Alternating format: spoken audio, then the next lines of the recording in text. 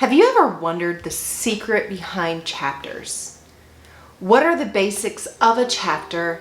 And most importantly, how can you set up your chapters to make your readers keep turning the pages? Well, hello everyone. My name is Zoe Marley and welcome to the Zoe Marley channel, the #1 place for aspiring authors to learn the art of how to tell their story. In today's video, we are going to be going over chapters. Last week in this video, I went over plotting my very first act and creating the scenes to that. And so naturally, the next question is, how do you make these scenes fit together? When do you know where to break chapters? And how can you do it effectively? Which means, how do you make sure that these chapter breaks are keeping your readers engaged? As always, I am going to start off the video by telling you there are exceptions to every rule. I am not here to be giving you rules, I'm just here to share how I do things in hopes that it might help you along your path as well. And I swear, I have seen really great books have over 30,000 word chapters. I've seen really good books with 0 chapters. And so yes, there are exceptions. Maybe you don't even need chapters. Cool. But we're going to be talking about how I do it to ensure the reader keeps flipping the page. So in my step-by-step plot with me guide that I linked a few seconds ago in that card, I also have it down in the description if you missed it. In that video, towards the very end, I discussed how I linked my opening image, my theme stated, and the first part of my setup all into the very first chapter of the book. Unfortunately, just seeing how I do one scene, I feel like it doesn't give people enough to see to really say, okay, I see how you're doing it. Let me see if I can apply that to what I'm doing and maybe make it more effective. My second chapter is what I call setup 2, and that's the failure. So setup 1, I gave my character the golden ticket, which if you haven't seen, watch this. And I left that on a massive cliffhanger. In chapter 2, I am working on setup 2. In this, it is going to be a very short chapter. It is going to be action-packed, and my goal of this chapter is to make the reader highly empathize with my character. By creating this emotional bond between the reader and the character, your reader is going to be highly invested. I feel like you need to do this super early into the book, and so that's why I've done this into chapter 2. And so this specific part is my character's failure. And this is one short, sweet chapter into a failure. Before we continue, what do I mean when I talk about a short chapter or a long chapter or an average chapter? How I determined this for me is I looked at books I really enjoyed reading, especially books that I would read in a day because I couldn't put them down. Now, this happens more often than you think, unfortunately. Let me dissect what it is I love about it, and I will include these type of videos in the future on this YouTube channel. If it's something you're interested in, check out my channel. And so my suggestion, my call to action, my challenge for you is to maybe get your 3 favorite books. And I don't want to say just your favorite books, but books that you really loved the pacing of, books that you really couldn't put down, and books that you remember, like, let's say on average you would read 2 or 3 chapters a night, but this specific book, you would stay up a few extra hours just to get in a few more chapters. Really bring those books out and look them up. Sometimes Google's already done the work for you, so you can like Google in your favorite book and say, hey, Harry Potter, how many words on average per chapter? And there's somebody that's already done all that work for you. This is how I learned to structure my book. And my average chapter, 2,500-ish words. A short chapter is nothing less than 1,500 words, but between that like 1,500 and 2,500 range. And then a long chapter, I've had chapters as long as like 6,000 words. Sometimes you just need a longer chapter, as long as you don't make the chapter feel like a long chapter.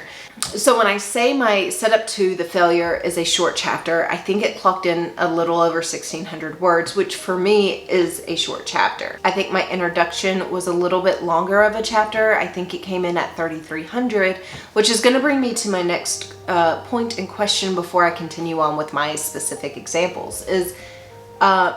For some reason, there's this mentality that your chapter has to be consistently the same word count. You know, I can't even think of a good example of how this has been done before, because I, as a reader, don't read people's word counts. Like, I don't count the words as I read to make sure that every chapter is consistent with one another. So, you know, leave a comment below. Do you have a favorite author that has consistently 3,000 words every chapter? I'm really interested in that, because for some reason, this is some kind of thought that people have, is that they have to meet X, Y, Z to make their chapters work. And that's not the case. The case is that you have to move your story forward in every single chapter, or else your editor is going to the chapter. So if you're using your beats to form your chapters, chances are is you're never going to have an irrelevant chapter, right? I'm a pantster. I am trying to be a more efficient pantster, and that is why I plot Act 1 and then write it. That's why I kind of plot Act 2 and then write it. And then that's why I kind of plot Act 3 and then write it. It gives me the ability and the freedom to write like a pantster. I really don't know the ending. I'm not worried about the ending right now. I am just in this, in the moment, enjoying discovering the world with my characters. So when it comes to the quantity of your writing, just keep it in mind. You don't have to have a certain number. So another thing that's important for me when it comes to chapters, outside of just moving that story forward, is also I have multiple characters. I have multiple points of views, and so I also use my chapter breaks as a clean way to switch point of views. Now, I don't always chapter break and switch point of views. Sometimes I have chapter 1, chapter 2 from this one point of view, and then chapter 3, chapter 4 from another. I don't always say it's going to be character A, character B, character C, character D in this perfect little rotation. I've seen that done before. Sometimes it's really well. Personally, I feel like it restricts me. I don't want any kind of restriction like that. Now, another thing of how I define my chapters usually is how convenient is it for the reader to put the book down. So if I have started a chapter in a really boring way, where we are going through an entire day of my MC, and then my MC crawls into bed and turns out the light, chapter end. That is a really convenient place for your reader to put the book down. Okay, cool. Let me just tab it here and fall asleep, and I really don't care if I pick it up again. So my point is to do the opposite. Always leave a chapter where it is least inconvenient for the reader to put the book down. If you're starting a chapter in a really exciting way, or a tension-filled way, or adding that curiosity to the beginning of your chapter, then hands down, the end of your chapter, I feel like, is even more important, because I think you should always leave your chapter in some kind of high tension, high stakes, cliffhanger moment. Don't force it. If it's not there, it's not there. That's okay. But I have a feeling you can do this in more chapters than not. You just got to get a little creative with it. And that's the fun thing about this particular exercise. So let's get back into my personal examples of how I do this. And then if you have questions and I'm not answering specifically what you're wanting to see, comment below, let me know. So my step 2 is the failure part, right? And so this is short, sweet. My character is going to fail hard. So chapter 1 ended on, oh my gosh, she is not going. Oh my gosh, she's going to do it. Chapter 2 begins with, oh, she's definitely doing it. And then the way my chapter 2 ends is That went way worse than I thought it did. What is she possibly going to do now? It's not necessarily a cliffhanger. It completed the scene entirely. But you're still going, oh, what is she gonna do next? Because at the end of the day, it went so much worse beyond expectation that you're like, oh man. Okay, so if you remember, my setup 3 was a doozy. It had 2 inciting incidents because I had the main one and then I had the romance subplot. It had the call to adventure. It had the refusal of the call. It had the supernatural aid. All of those wrapped into one. I expect this to be one chapter. I expect it to be a long chapter. There's a lot I'm stuffing into this one chapter. If it takes 2 chapters, that's okay. If it takes 3 chapters, that's okay. But when I look at everything that I want to get done, my initial goal is to do one of 2 things. Either one chapter with everything, or do one chapter focused on my romance subplot, and then the second chapter with everything else. So this particular chapter is going to be an exhale. Like, we just got through 2 really heavy-hitting, fast chapters that were shocking. Now I need to slow it down a little bit. I really need to start putting the pieces on the chessboard where I want them, right? I start this chapter off by going, okay, this is how Naeli is responding to everything that just happened.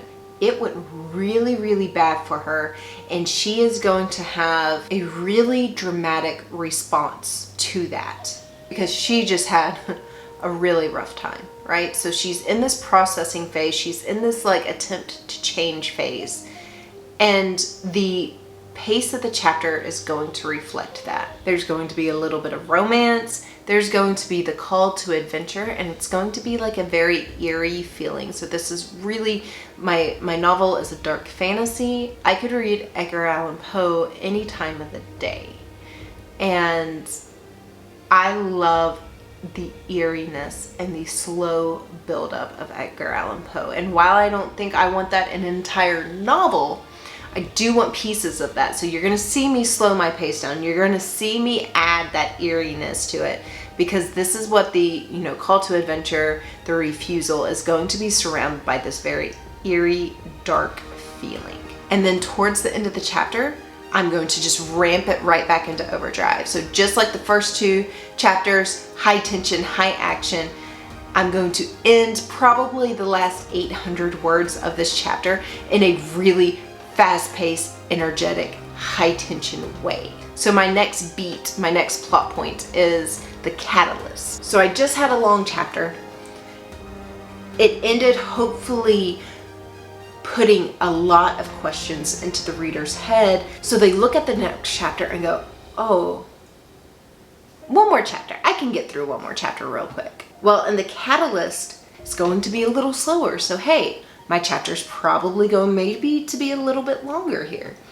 She's going to digest what happened to her, and she's going to think, okay, what do I do next? Where my character is in this particular point of the story, after getting her tail handed to her, she's really risk averse. She's really worried about underestimating her enemy, and so she is going to strategize and figure out the best way to respond.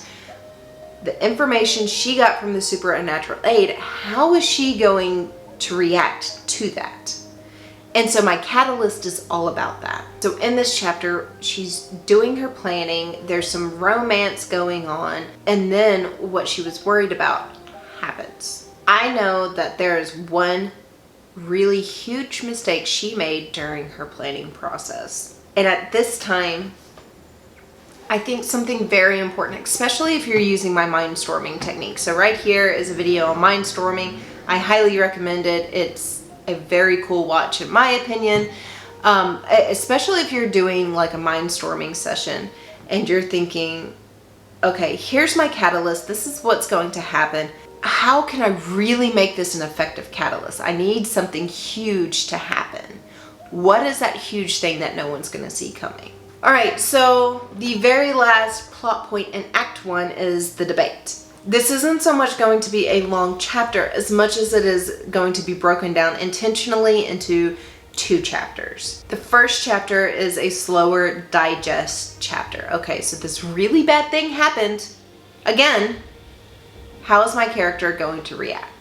My second chapter is really the point of no return for my character. In the beginning of the chapter, she sees how manipulated she is by her family. She's already considered and gone through a lot of emotions, a lot of thoughts.